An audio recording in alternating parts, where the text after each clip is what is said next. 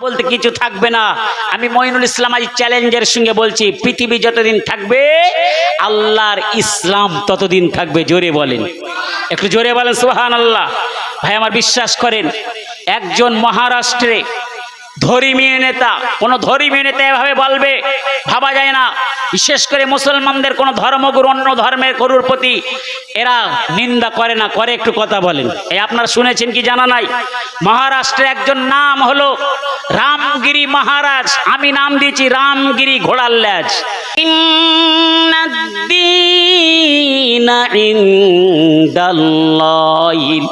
ইসলাম, আমি আল্লাহ আমার কাছে সবচেয়ে নিকটতম মনোনীত ধর্ম হলো ইসলাম ধর্ম।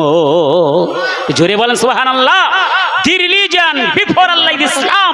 সেই ইসলাম ধর্মের নবী, যে নবী সম্পর্কে কে আমেরিকার ওয়াশিংটন বিশ্ববিদ্যালয়ে দাঁড়িয়ে, যিনি আমার আপনার মতন মূর্খ নয়, জ্ঞানী বিজ্ঞানী দার্শনিক পণ্ডিত মানুষ, নাম হলো মাইকেল হার্ট। মাইকেল হার্ট একটা বই লিখেছিলেন দি 100। ভালো করেছেন, 100 জন মনীষী পৃথিবী জন্ম থেকে শুরু করে একেবারে এই অবধি পর্যন্ত তিনি যখন বইটা লিখে 1000 মনীষীর নাম উনি বাছাই করেছিলেন।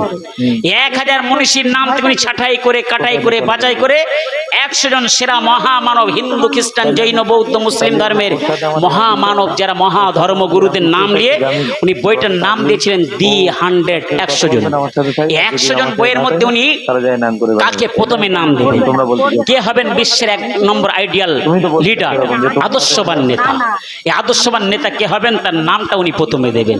উনি বইটা যেদিন পাবলিশ করছেন 76 সাল, 1976 সাল, আমেরিকার ওয়াশিংটন বিশ্ববিদ্যালয়ে দাঁড়িয়ে, সেখানে হাজার হাজার শ্রোতা আছে, সব জ্ঞানী বিজ্ঞানী মানুষ, পণ্ডিত দার্শনিক ফিলোসফার মানুষ, অঙ্কশাস্ত্রের পণ্ডিত। মাইকেল হার্ট বলছে আমি একটা বই লিখেছি, বইটার নাম হলো দি 100। 100 জন মনীষীর মধ্যে সর্বপ্রথম যিনি হবেন মহামনীষী এবং তাম বিশ্বের 1 নম্বর আদর্শবান নেতা, এবং তার নামটা আমি প্রথমে দিয়েছি। উনি কে? ওই মাইকেল হার্ট হলো খ্রিস্টান ধর্মের মানুষ, খ্রিস্টান ধর্মের অনুসারী। ওনার নেতা হলো যীশু খ্রিস্ট। উনি যীশু খ্রিস্টের নামটা না দিয়ে বলছেন তাম বিশ্বের 1 নম্বর আদর্শবান নেতা যিনি, 1 নম্বর আদর্শবান গ্রেট লিডার যিনি, 1 নম্বর আদর্শবান নবী যিনি, তিনি হলেন দি প্রফেট মুহাম্মদ সাল্লাল্লাহু আলাইহি সাল্লাম is the number 1 of the world. তাম বিশ্বের 1 নম্বর আদর্শবান নেতা হলো আখিরি জামানার নবী, বিশ্ব নবী। একটু জোরে চিল্লিয়ে বলা যাবে না? একটু জোরে বলা যাবে না? আশ্চর্য হয়ে যাবে। মাইকেল হার্ট যখন বক্তব্য দিলেন, উনি কিন্তু বক্তব্য দিয়েছেন আমেরিকার ওয়াশিংটন বিশ্ববিদ্যালয়ে যেদিন বইটা পাবলিশ করবেন, প্রকাশ করবেন, সমাজে প্রচার হবে, বললেন আমার এই বইয়ের ভিতরে গোটা বিশ্বের 1 নম্বর আদর্শবান নেতা যিনি, তার নামটা আমি প্রথমে, নামের প্রথমে, লিস্টের প্রথমে, সূচিপত্রে প্রথম নাম দিলাম। তিনি হলেন বিশ্বের 1 নম্বর নেতা, 1 নম্বর নবী। ওনার সামনে যত ভক্ত শ্রোতা মুরিদ ছিল, ওই যত মানুষ দর্শক ছিল, কেউ ভুল ধরতে পারেননি। একটু জোরে বলেন। কিন্তু মাইকেল হার্ট যখন বক্তব্য দিচ্ছেন, দুটো তরুণ তরতাজা যুবক ছাত্র, ওয়াশিংটন বিশ্ববিদ্যালয়ের ছাত্র, দূর থেকে দৌড়ে দৌড়ে আসছে না, 2 হাতে 2টো তরবারি।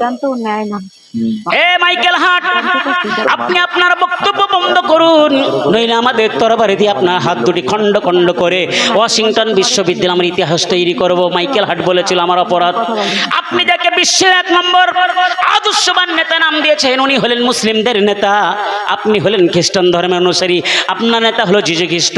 ওই বইয়ের সূচিপত্রে 1 নম্বর নাম থেকে মুসলিমদের নেতার নাম যদি বাদ না দেন, আর ওই 1 নম্বরে যীশু খ্রিস্টের নাম যদি না দেন, আমাদের 2 হাতের তরবারি দিয়ে আপনার 2 হাত কেটে আমেরিকার ওয়াশিংটন বিশ্ববিদ্যালয়ে আপনাকে ইতিহাস তৈরি করব। মাইকেল হার্ট ভয় করেননি, বলেছিলেন এ ওয়াশিংটন বিশ্ববিদ্যালয়ের যুবক ছাত্র, তোমরা শোনো, তোমরা আমার 2টো তরবারি কাটবে।